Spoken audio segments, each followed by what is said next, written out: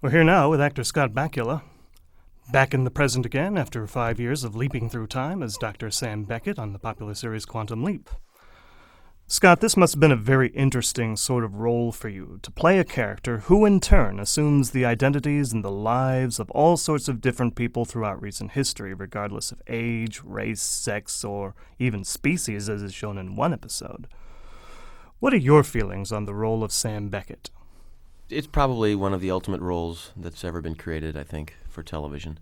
I think what was fascinating to me about the role was that it continued to evolve throughout the course of the series. I'm not sure that any of us felt, or any of us knew when it started, what it was going to be ultimately. I think the first time I was a woman was a big deal, and everyone was curious and worried maybe that we couldn't pull it off. The first time I was a black man, the first time I was a lot of different things. But as we continued to have success and we continued to stretch people's imaginations and people's beliefs in what Sam could do, we realized that really the sky was the limit. And with that came, for me as an actor, just hundreds of possibilities and just an incredible, great experience.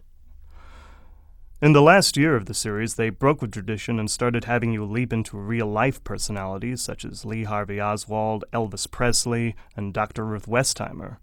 Is there anyone that you particularly would have wanted to leap into? Well, this is one of those questions that I always wished I had Dean's answer. Dean always said, yeah, I wish I could have leaped into Albert Einstein and convinced him not to create E equals MC squared so we wouldn't have the bomb and all this. I have always said that I would have liked to have leaped into an episode somewhere concerning Martin Luther King or around Martin Luther King. I would have liked to have done a show around the Kennedys as opposed to the Maryland end of the Kennedys or the Oswald end of the Kennedys. I really was more of a sponge in this whole process and just kind of fielded whatever came my way and tried to be open to any kind of situation that came my way. We always wanted to do an episode where I was a baby, and we never were able to do that. And I feel bad about that because I thought that would have been a great That's too great bad. You show. would have made a cute baby.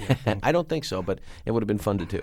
The show did give you an opportunity to showcase your wide range of singing talents, as displayed on this album. When you decided to get into show business, was your focus more on being an actor or a singer? Well, the theater that I had done as a child and growing up in St. Louis was predominantly musical theater. So when I had to make a decision of where to go when I was leaving St. Louis to pursue this business, it seemed obvious that I would go to New York City and pursue the musical theater. So, and the acting and the music came hand in hand for me, and it's just kind of my first love, I would say, the musical theater. And then to get to do a series like this and be presented with several opportunities to sing on it and sing with other wonderful singers and create great magical musical moments, that's just all icing on the cake. And fortunately, I had writers who enjoyed the music also and wanted to get involved with that. So we really got to take it and go with it, which was great. What was your very first Broadway production? What was the first thing you did on stage? My first Broadway production was the short-lived Marilyn, An American Fable. I played Joe DiMaggio in it back in, I believe, 1983. And it was about a 2-week run with a several-week preview period, a very troubled production, some very dramatic moments before we ever got the show mounted, just in trying to get it there, raise the money, do all those things. But ultimately, the thing I dreamed about was a Broadway opening, and we certainly got that, and the red carpet and the Klieg lights and Sardi's, and we did the town, and my folks came up, and we had what I would have always kind of imagined as a Broadway opening night, except for the reviews, which were terrible. But I don't read those anyway, so I didn't let it affect my night. I still had a great night. Well, that's good. One major hit that I think everybody knows is Romance, Romance. At what point did you do that? I was very lucky with that. I did it during the writer's strike in 1988.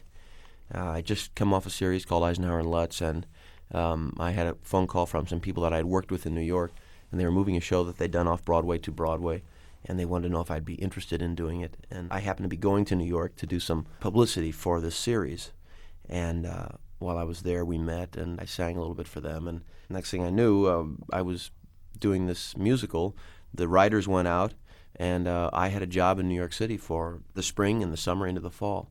So I was very fortunate, and that was a great experience because we were a success, and That was a huge year in New York for the theater. It was one of those great years where you had, on the musical end, you had Phantom of the Opera, and on the play end, you had M. Butterfly and Speed the Plow, I think, and it was just a great theater season, and we were part of that, and it was really a wonderful experience. Mm. Yeah, have any particular favorite production like Phantom or Cats or Les Miserables? One of my favorite musicals in New York was Sweeney Todd. I saw that several times, and it's just a classic as far as I'm concerned. You did kind of have a feeling for Man of La Mancha, too. Right? Yes, I did Man of La Mancha when I was very young. I believe I was either 20 or 21, and I got a chance in an outdoor summer theater in St. Louis to portray one of the greatest characters ever written. It's a huge role, and I'd love to do it again because it's been a long time, and obviously I think it's probably better to do it when you're a little older anyway. But I didn't know the difference. I was young and naive and just went full bore into it and had just an incredible experience. One of my strongest memories about it was outdoors in St. Louis in the summer, which means usually it's 100 degrees and it's 100% humidity, and trying to keep the prosthetics on my face and the mustache and the goatee and everything. I constantly was lying underneath this huge stage with glue, and between every time I had a moment off stage, I was gluing this mustache on. It would have been interesting to see a video of this performance just to see if I was constantly, patting my face down, and that's what it felt like. But it was great. It was a great experience, and I love the music. It's one of my favorite shows. When they did the episode Catch a Falling Star, when they needed a production for Sam to leap into as the actor, was it your idea that they do Man of La Mancha? Actually, if I remember correctly, Paul Brown wrote the script, and he, I think, had come up with the La Mancha idea, or the writers in their meetings had come up with it. When he came down to me, it was La Mancha, and I think it had seemed a pretty obvious choice because of the metaphor. Actually, I think at one point there was a talk about My Fair Lady. I don't remember what the other shows were. But he came down and said it's going to be La Mancha, and we, because of the Don Quixote and the Sancho, the comparison between you and Dean, the metaphor is great. We like the whole idea of it, the impossible dream, all that stuff, how it works into the show. And so I was thrilled. It was great. And then on top of that, we got John Cullum to come in and do it.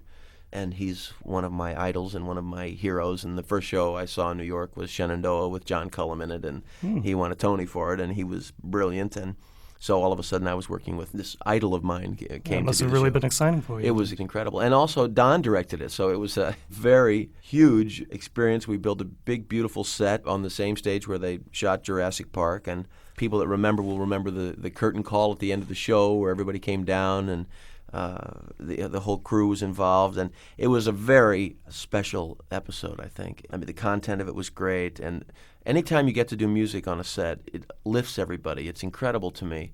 It's not a surprise to me because music is what I do, but I'll bump into crew members. I just finished shooting something with a couple of the crew members, and when I told them that, we'd put some La Mancha songs on the album, they were just ecstatic because they went around for weeks afterwards singing songs from La Mancha.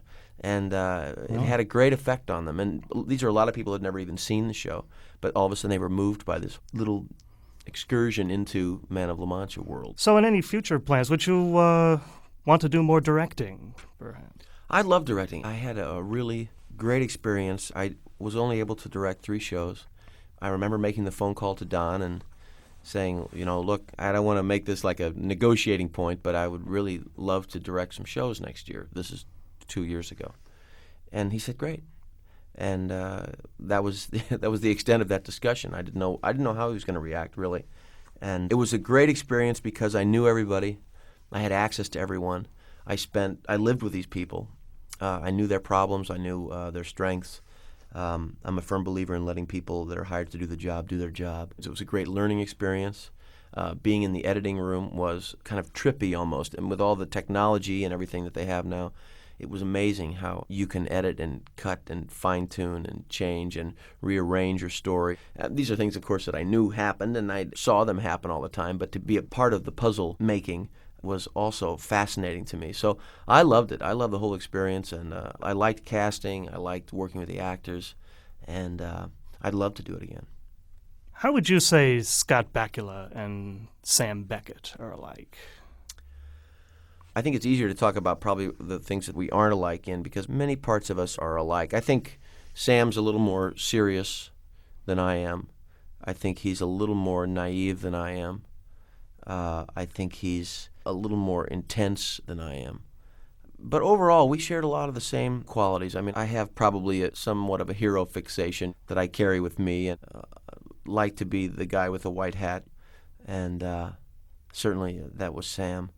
I think I learned a lot from Sam and Sam's experiences, which was also wonderful because the show put us in some great arenas with some unusual people, with some real-life people, and I learned from being in those experiences. I changed some of my opinions about situations or people or attitudes. I developed relationships with people and situations that I wouldn't normally have been able to embrace. It was a great learning experience for both of us, I think. Would you like to do the role again if the opportunity came that they made more Quantum Leap movies or perhaps even big screen features? I'd love to do the role again, yeah. I love the role. I am truly sorry that it's gone, but I don't believe that it's gone forever. I think it's this phase of quantum leaping has been terminated. Yeah. But I think there's the future is still wide open for it, and I would love to do it some more. And I know that Don and Deborah and everyone else associated with the show, Dean, certainly we all feel the same way. So I think with those strong-minded people involved that it will happen. Well, let's hope so, because it really was magical. I think it's going to be around a long time, and I'm proud of that. I'm proud to know that it's being rerun now. And I think when the show worked, when the show clicked, it was a magical time, and it worked on many levels every episode. But there were episodes where everything came together at one time, and those were just kind of little perfect gems, and you never forget that. Thank you very much, Scott. We've really enjoyed working with you. It's been my pleasure. I've had a ball.